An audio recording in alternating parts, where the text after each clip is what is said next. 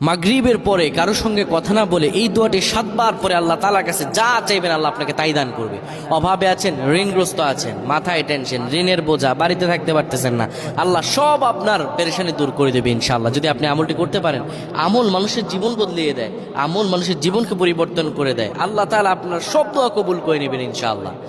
মাগরিব নামাজের পরে কিবলামুখী হয়ে থাকবেন, কারো সঙ্গে কথা বলবেন না, কারো সঙ্গে কথা না বলে কিবলামুখী হয়ে আপনি পড়বেন আল্লাহুম্মা আজিরনা মিনান নার, আল্লাহুম্মা আজিরনা মিনান নার, আল্লাহুম্মা আজিরনা মিনান নার।